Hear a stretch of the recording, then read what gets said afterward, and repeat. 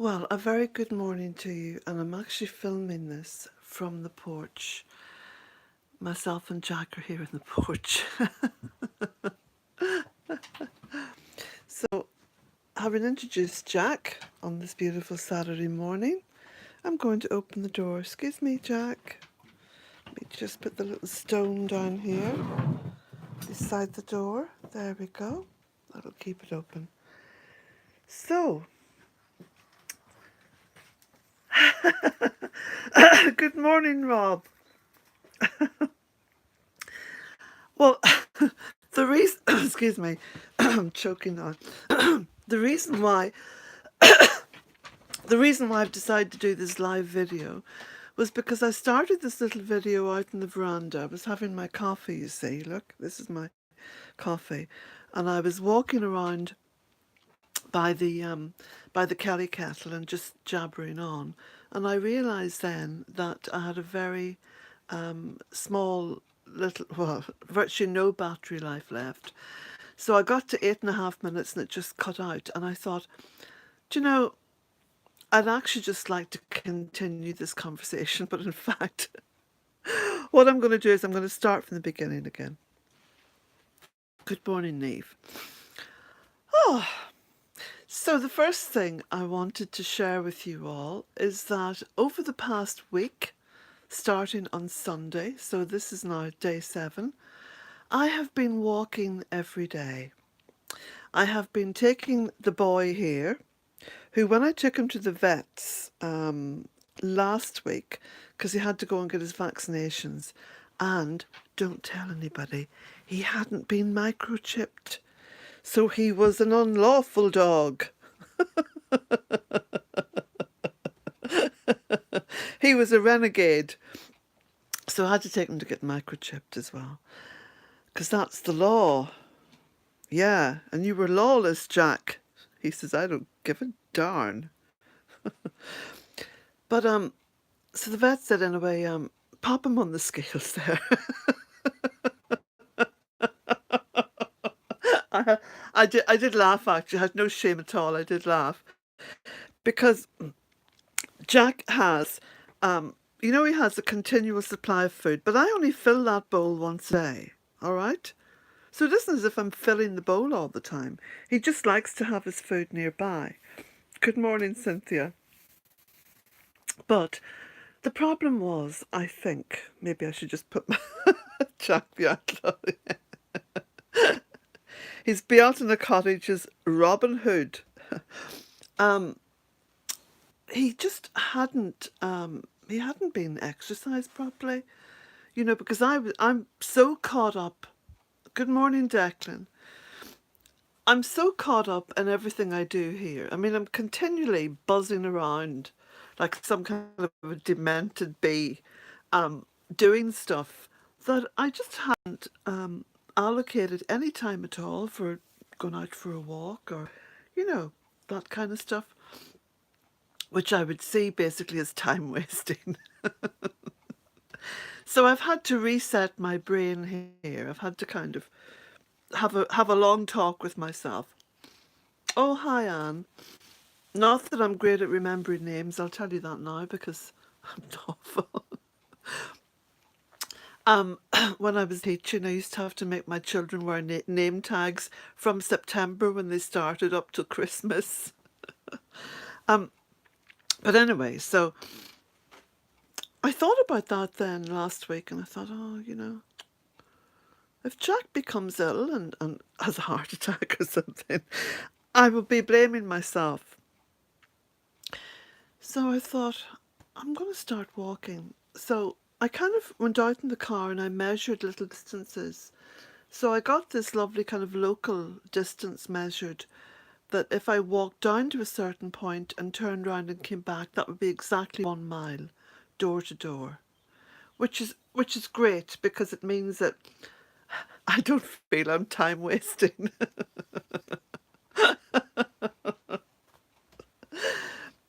So started last Sunday,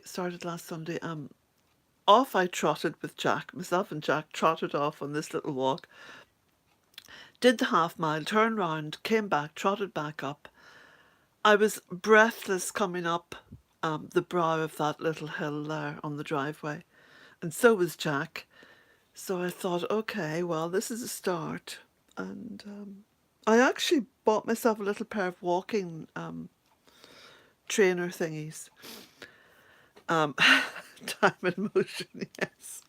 Well, that's going to bring me on to what I was trying to talk about before the video cut me off completely. The battery's on charge now.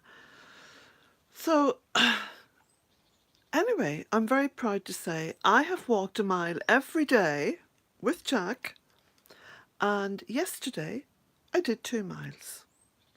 So I took him out on that little trot twice. So I'm feeling really great actually. What it's done, and it's ironic, isn't it, how this works. The universe sometimes seems to work in reverse. I don't know, it's crazy. Through walking, which you'd expect would tire one out, you know, it just would tire you out and you wouldn't want to do anything else, it's given me more energy. So reflecting back on this week, I thought, I've actually got a lot done this week. And not just that, I have been making work for myself, you know, i.e. that study.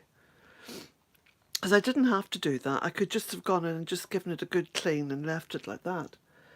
So anyway, what happened yesterday then? I got this urge on me. An urge came upon me. Getting on towards about 5:30 yesterday, I thought, do you know that bathroom could do with a good old paint? And then I thought, I'm not going to go and buy a whole tin of paint because I very rarely buy paint. I get people's leftovers and I mix them up. Hence all those dodgy looking battered tins of paint out in the barn. But I actually thought, well, I'm going to be a wee bit, I'm going to have a wee bit of a spend up here. So off I trotted into town, and I got from Woody's, which is, I'm not advertising here, by the way, I didn't get this for free. I paid the full shebang for it. But I got this paint, it's, I think it's sort of a slightly eggshelly type paint, you know, what's it called? Vinyl silk or something like that. But it's this beautiful colour. Of course, I love the name. You know, the words drew me in. Atlantic Spray. Yeah, Rosa, it is a nice colour. But I thought what I'd do, I would paint the chimney breast wall in the sitting room with this as well. So I'm going to get at least 2 shots out of this tin of paint. I can't wait to get started. I'm going to start in the bathroom today. Now, on the little video, I've actually taken you through to the bathroom and shown you the grotty walls in there. Because, of course, this being a fairly old cottage, there was no proper, what's it called, damp-proof course. You see, there's no damp-proof courses in these old stone cottages. So, if there's anything at all leaking or, you know, puddling outside, that dampness is going to come through into the cottage. Now, the veranda at the back sorts that problem out completely because it keeps all the rain away from the back of the cottage. And the front is on a natural slope. You know, it's all sloping away. So the rain doesn't really get the chance to puddle or to settle that it can start rising up the walls. But the bathroom, it's on that little apex, on that little corner, and that's where I've had a leaking gutter for some time. And I'm actually going to get that gutter replaced now this autumn. That's on my to-do list. Well, to pay out list. I don't mind the to-do list. I can get all that done. But it's when I have to employ someone to come in and do it. So anyway, I shall be employing a trusty man now this September, October, to get that done. Once the plants have died back, because that's my main concern. I don't want them being interfered with in any way. So, the walls in the bathroom are a bit sort of they look a wee bit mouldy, and I've washed them down with white vinegar, so that's kind of stayed the mould. But they just look grotty now, so I thought, well, it's about time I put a bit of put a lick of paint on those walls. So that's what I'm doing. Anyway, that's not really what I want to talk about. Because having rambled on, and driving back from town in the car with only this was my only purchase, my tin of paint. I began to think about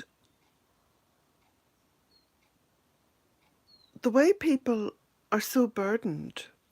Hi, Cormac. People are very, very burdened now with debt. And when I was growing up, and up until, I mean, I came to London, no, I came to London, or I went to London in 1972. Yeah, 27th of June 1972. That was the day I finished my last exam at school, and I hopped on the bus. I almost ran from the school gates to the bus depot and hopped on the bus. I finished my last exam at 2:30 on the 27th of June 1972, and I was on the 4:30 bus from Omagh to Belfast to get the ferry, travelling third class, because they had third class in those days. Third class was almost hanging on to the outside of the train, you know. Third class was definitely up on the deck of the ferry. Doesn't matter what storm was blowing. Titanic, eat your heart out. I mean, it was really very rough, and, you know, you had to be a fairly hardy person in those days. But what happened when I got to London in 1972? I mean, there was just no such thing as credit cards. Well, not in the sort of majority of people that I would have mixed with. There was no credit cards. I think people at the very top might have had a diners club card or something like that. But credit was not part of the world that we live in now. It wasn't part of the world then. And people in general, I think, were far happier, because they were always aspiring to something, and they were working their way up slowly, and they weren't being burdened by debt. And it was only really kind of foolish people, or people who were perceived as being foolish, who got themselves into debt. You know, they'd go and they'd get a new sofa for the sitting room on what was called tick. I think it was called tick because you kind of ticked it off each week. You know, you paid so much per week. But people who were wise and proud, because pride was very much part of the human psyche then, would have nothing to do with credit. It was seen as something really bad, you know, and foolish. And yes, exactly. It was the tick or the never never, because you never really got out of debt once you got into it, you see. Once you got on that particular bandwagon, you were on a downward spiral. But anyway, I'm going to fast forward now to 1979. Now, I remember 1979 very well because I was in hospital for 3 months before I had my second child. I had very high blood pressure, and my sister already had a stillborn baby because of a similar condition. So I was hospitalised for 3 months, and I was going stir crazy, really. Can you imagine me in a hospital bed for 3 months? I started sewing. I was sewing clothes in my hospital bed. But anyway, yeah, working on patterns and stuff. It was ridiculous. But So I remember 1979 well, because I spent 3 months in hospital, and Margaret Thatcher got into power in the UK. Now, Margaret Thatcher, she was a very dynamic woman, and I've got nothing good or bad to say about her. But she changed, her policies changed the way in which we live, and has brought us to where we are today. And I think at the same time, President Reagan got in the United States, and there was a great friendship forged between Reagan and Thatcher, and she's a very charming person. And I quite often listened to that speech that she gave to the US Senate, and it was really an amazing speech. And I had a huge amount of respect for her in terms of her abilities, not necessarily her policies.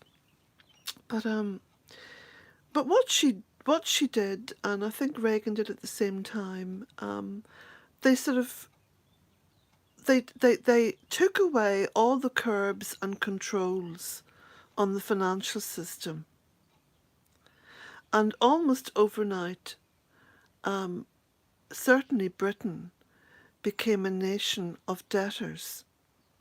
Now, not that people would see themselves as debtors, but they became a nation of people who lived on the never never. But all those words then were changed.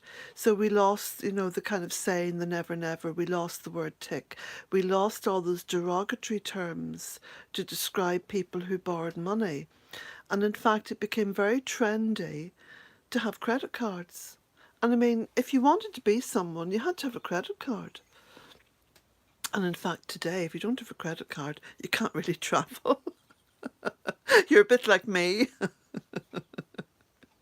You're here without holidays ad infinitum. But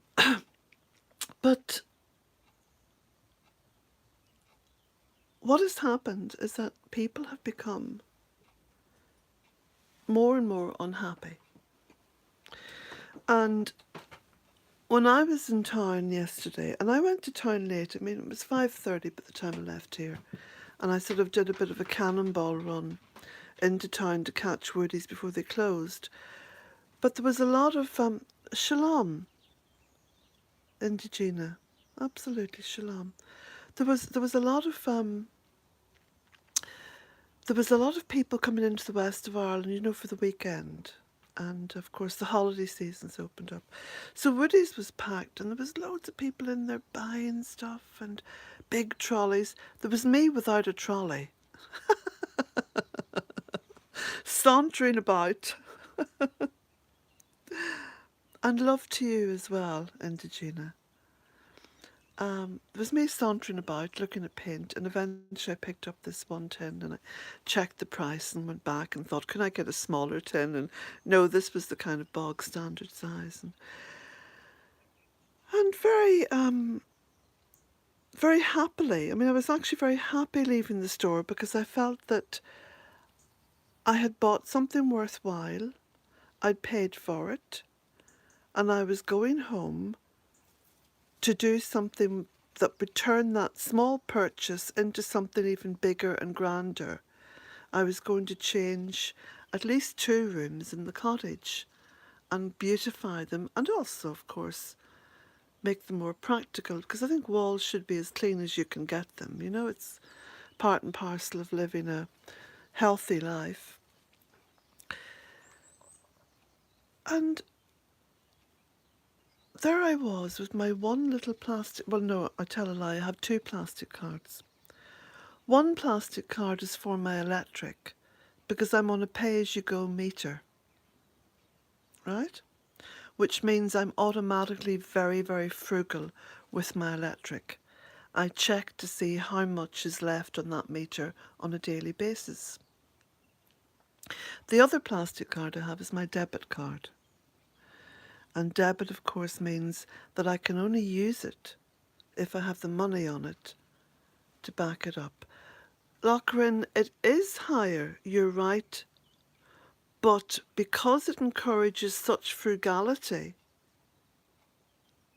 it works out cheaper. because when we have this supply on demand from the electricity board that most people have, we adopt a very laissez-faire attitude towards it. And then people talk about solar panels and wind turbines. The best way to live is to be frugal. Good morning, Ria. Frugality is the kindest way of living with Mother Earth, rather than buying more stuff, extracting more minerals from the earth to create that stuff, and puffing my chest out, well, I've got solar panels and I have a wind turbine and aren't I better than everyone else? Because that's really the kind of vibe that's going round. So many people say to me, why haven't you got solar panels? Why haven't you got a wind turbine? I don't want to extract anything else from the earth. I want to live as gently as possible. Exactly, Rob. Just to have that. I mean, I still have that money in my account. As Father Ted said, Rob, it's resting in my account. And it's going to rest there until I'm absolutely certain that that is mine. And I know that, your incredible kindness, it's kind of floored me really, but I don't want to assume anything. And I know at some point I'll probably need it. It'll probably be a storm. A storm will hit Bealtaine and that dodgy roof will slide off. Hopefully not damage my clematis on the way down. Actually, I was just looking at the roof yesterday. Let me just show you up here. Look, there's a few dodgy wee tiles there. Wee bit of slippage. It should hold good for another winter. That's what they'd say in the west of Ireland. Don't cross that bridge until you come to it. Well, so just sort of going back to 1979 and the way in which all those controls were just done away with. I think people need to look back over their shoulder at that time and actually think about what happened and think about the way in which we have been almost kind of put into this state. Now, I've just been told by my phone here that the battery is low. But you know what I'm going to do? I'm just going to keep going until this crunks out. And then I'll go and put it on charge. So,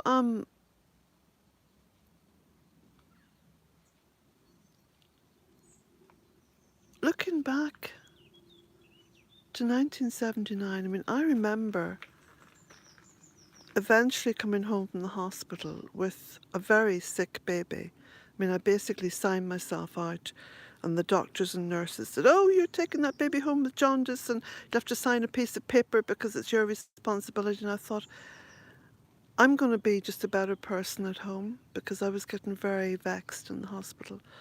And I had been 3 days in labour then, having my baby, and he was very distressed, I was very distressed, and I just wanted to get back into normality. And I think having lived through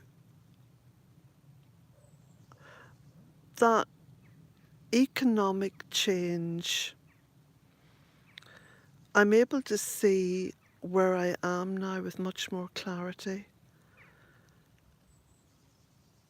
And that economic change, which changed everything, by the way, it changed everything. It even changed the way in which we viewed the world. It really fed our extractive mentality. And it didn't make us better people, it made us much worse. And it turned us into consumers who were driven literally driven and herded by the corporations and the governments to consume.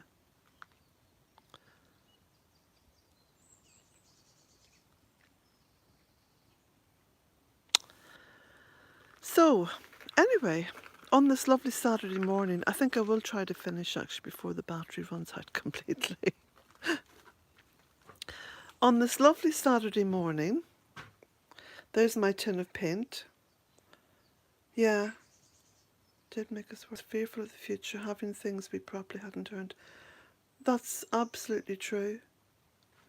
And it also stripped away from us our sense of humanity and our sense of pride, because part and parcel of what made us and what makes us decent human beings is to be able to share and taking a little bit of pride in creating enough that you can share.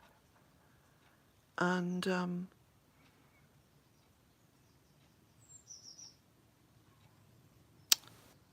just keeping our sense of humanity. Ask us our opinion, yeah.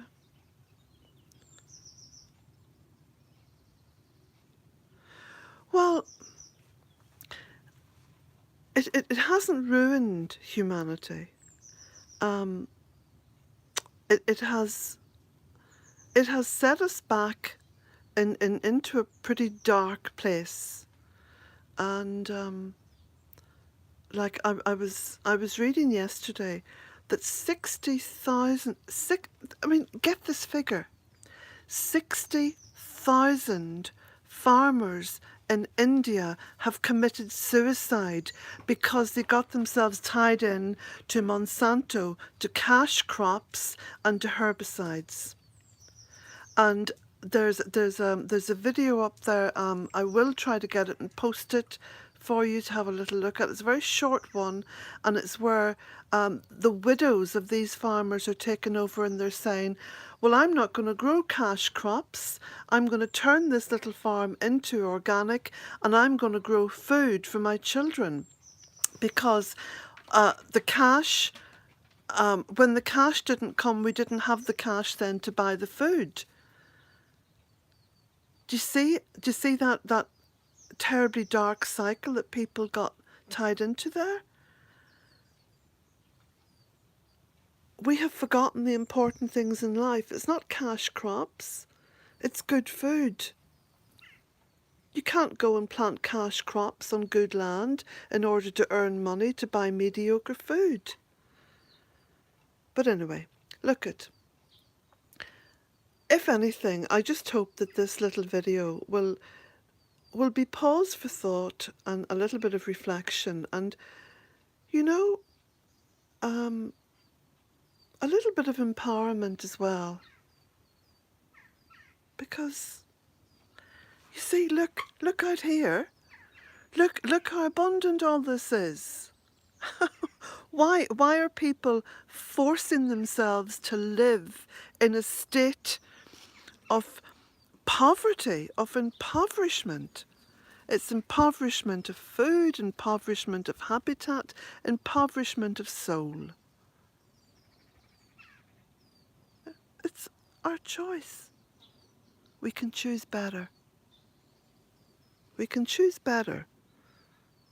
Simple as that. My eldest daughter, when she was going through a bad patch, she said at the end of it, she said, Mum, there was one thing that made a difference to me.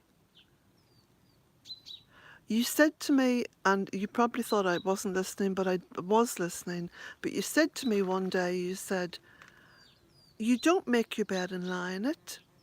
You make your bed every single morning. And you choose whether to lie in it or not.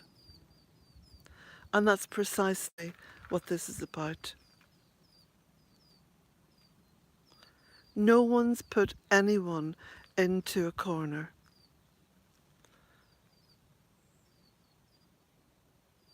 And there's the boy looking for another mile hike.